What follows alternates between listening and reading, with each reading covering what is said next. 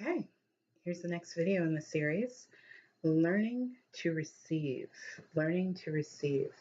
This is actually something that is very difficult for women, and I think it's very difficult for women of color to learn to receive. And receiving is this pure receptivity. When you are an overgiver, meaning you go above and beyond, I'll help you out. It's really difficult. You're usually taking energy away from that overgiving, is taking energy away from your ability to receive. And there has to be a balance. When it comes to manifestation, there needs to be a balance between giving and receiving for it to really work on your behalf. Receiving is a very pure, clean energy. It's just accepting. And some of the reasons why we don't accept is maybe we came from a family of overgivers and all you saw was a mom or a motherly figure or a womanly figure or even a man just overgiving, overgiving, overgiving, overgiving. So we think that that is the way it's supposed to be. But what it does is it wears you out and it actually blocks your ability to be receptive, right? Because everything is energy and we're human beings and we have only so much energy as in our human body. In our spiritual body, we're quite limitless.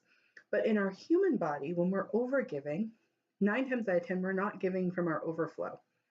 We're giving from our we're giving and creating a deficit within, an energetic deficit. And so it's so much harder than to receive. So if you are really looking to take your life to the next level, I want you to start practicing being a good receiver. And how do you do that? We're coming up on the holiday seasons as I record this video. So it's just being thankful. Thank you. Thank you for that gift. Thank you for that compliment.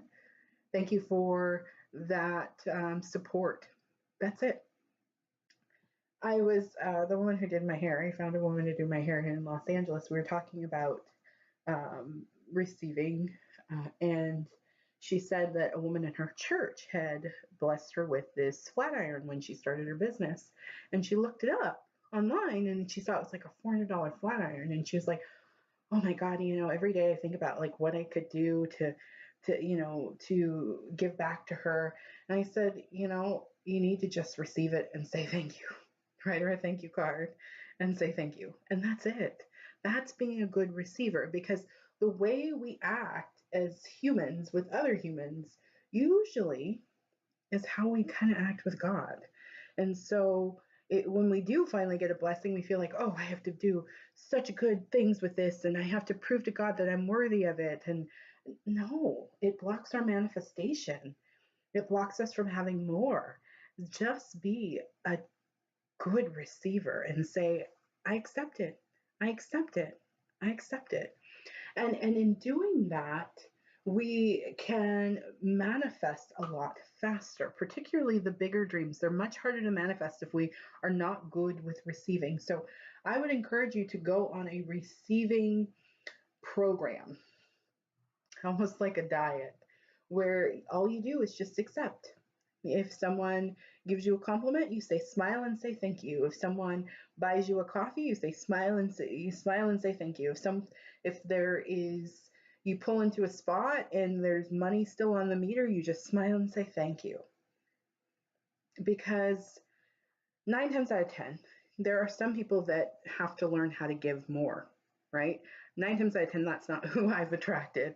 I've attracted that sweet soul that wants to do good and is sometimes taking actions to prove that they're good. And they overgive and they don't receive enough.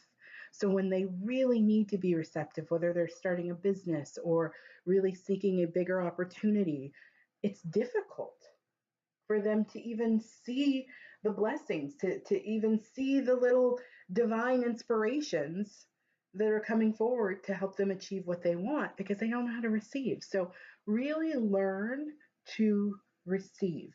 And not all gifts are really gifts. Not all money is good money.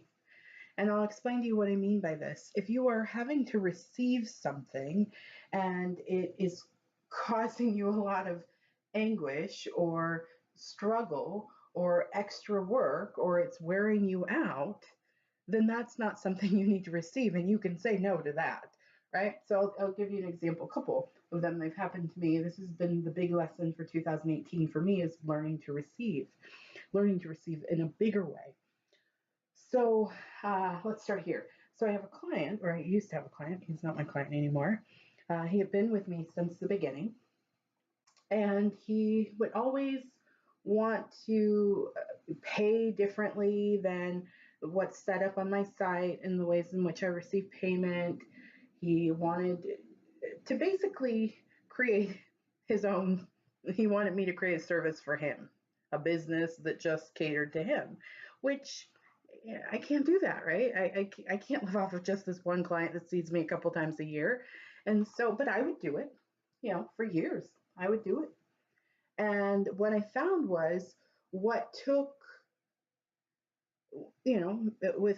following my protocol for my business, I exchange money for time, right? In my coaching practice and my sessions. So if I did a session with him and then he'd want to bring me cash and then we'd talk for another hour, or it took an hour to get him to book that session, I might have spent 4 hours to get that 1 hour worth of payment. And I started to realize, going outside of my boundaries, I wasn't being a good receiver. I was actually receiving from a place of lack. And that is not helpful either. And I'll give you another example so you can really see this. And I had to ultimately let that client go. I said, hey, these are the policies, and if you can't follow this, I can't serve you, right? Because I can't be my best, right? And so recently someone had offered to help me, and it was going to be a 2 hour train ride there and 2 hour train ride back, and a lot in between. And I finally was like, by the time I accept this gift, I'm going to be so worn out that it's not a gift anymore.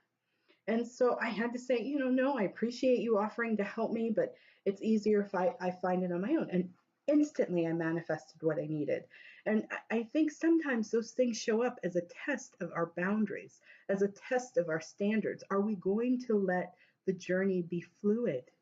Are we going to let the journey be enjoyable? Are we going to have to wear ourselves out to get what we want? Because if you're wearing yourself out, I guarantee you're not getting what you want. You're not getting what you want. So learn to be a grateful, good receiver. I know you're grateful, probably too grateful, and not all gifts are gifts, and not all money is money. And think about the overall experience and be willing to be receptive without feeling the need to give back, right? And also balance your giving. If you're over giving, then you're not giving from your overflow, you're giving from your deficit. And so it's probably far better to stop giving for a period of time and focus on yourself and focus on taking care of yourself so that you can actually give from your overflow. This is my message to women, particularly women of color. It is our time to give from our overflow. We can do so much more if we are wealthy and energetic and healthy than if we're constantly overgiving and overgiving and overgiving and wearing ourselves out. Our gifts suddenly aren't as powerful. So I love you. I'm going to take a break for the night. I'll be back in the morning to do more videos. And I look forward to connecting with you. You can find me at intuitivecoachingwithamy.com.